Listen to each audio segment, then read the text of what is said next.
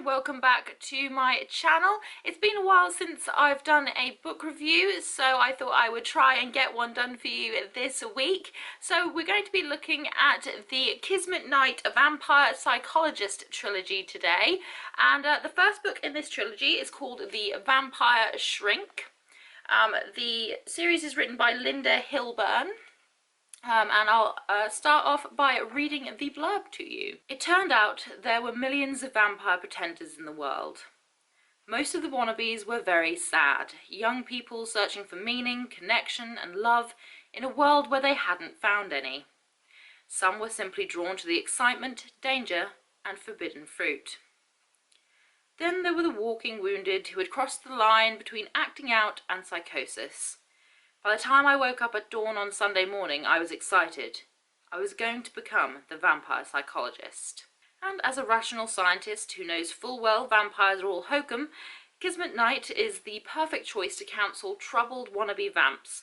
That is, until she meets Devereux, a sexy, mysterious man who claims to be a real and immensely powerful 800-year-old vampire, and she is pulled into a whirlwind of inexplicable events that start her questioning everything she once believed about the paranormal.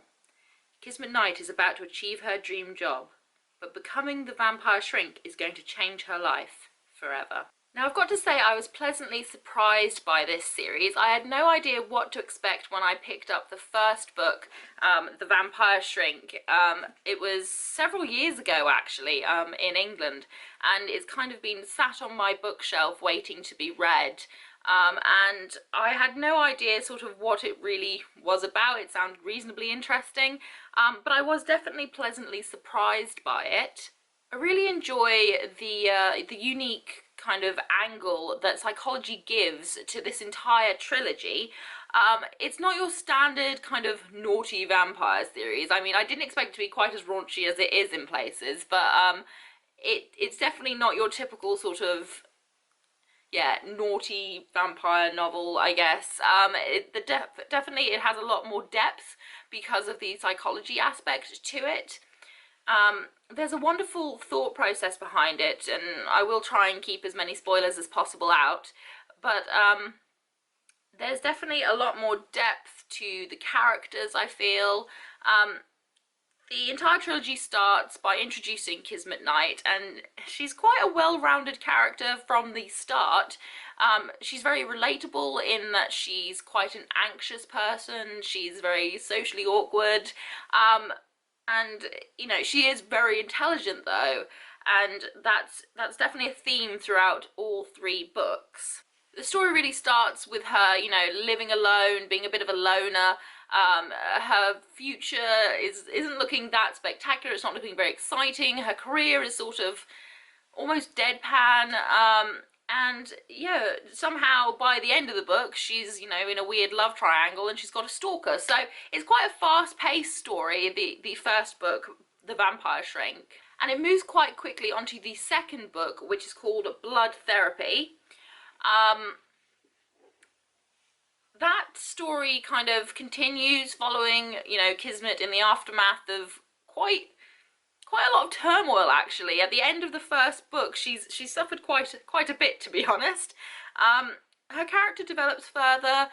She becomes more confident. She becomes more aware of her abilities and her skills. What I love about this book is that there are a lot of really unexpected characters that kind of pop up that you wouldn't even imagine would pop up. I mean, I don't really, again, want to give away too much, but there's some quite famous people that pop up and some famous historical figures that pop up. And the second book is definitely not as sexually charged as the first book was, which I really appreciated because I liked the fact that Linda went and she decided not to go for the easy sex sells sort of angle, and she's really stuck quite hard with the psychology aspect in the second novel. Kismet's character isn't the only character that develops in the second novel.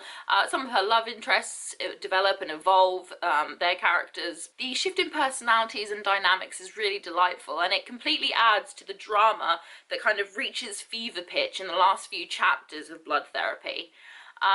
You know, she almost could have left the stories there. I don't know that she needed to make a trilogy.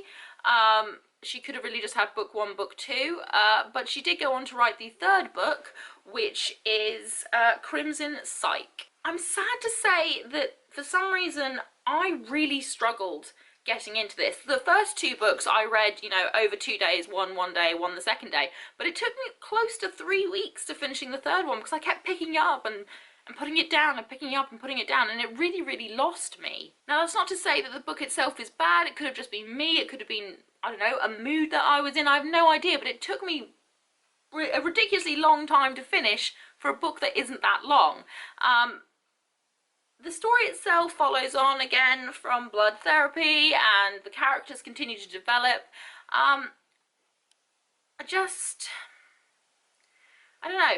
For me personally, the last quarter of the book is probably the best part. The first three bits of it was just a bit, I don't know, it just really lost me. There are some really unexpected twists and turns in the last quarter of the book, which I really thoroughly enjoyed. And, you know, it got a little bit raunchy again in the 3rd book. But overall, what you can expect from this book is a supervillain, some amusing moments, and a few kind of relatable moments, and a relatable undertone of self-discovery. Overall, I think I will rate this series a 7 out of 10. The last book seemed to have lost the flow a little bit for me. It seemed a little bit disjointed, and whilst I am far from being a prude, I think that the 3rd book relied way too much on the kind of sexual aspects of the characters and not enough on the psychology, which is what I'd really enjoyed from book 1 and 2. I felt that, you know, if you enjoy a sexy, sort of very sexually charged fantasy book, then this is 100%, or you should go read this series. If you want a bit more depth to your characters and things, the first 2 books are fantastic, and you could probably just finish on the 2nd book and not read the 3rd book. So definitely a 7 out of 10 for this series. Thank you for watching my video today. I hope that you enjoyed this book review. If you did, please leave it a thumbs up, say hi in the comments section, and if you want to, please subscribe, but make sure you hit that notification button, otherwise you won't know when I'm uploading. If you want to follow me on Instagram, it's at Layla Masquerade, all lowercase. I do post there at least twice a week, what I'm doing, what I'm reading, bits and pieces, makeup, etc. So if you want to keep up to date with me, that's a good place to go. Whatever you're doing for the rest of the week, I hope you have a fantastic one, and until next time, bye!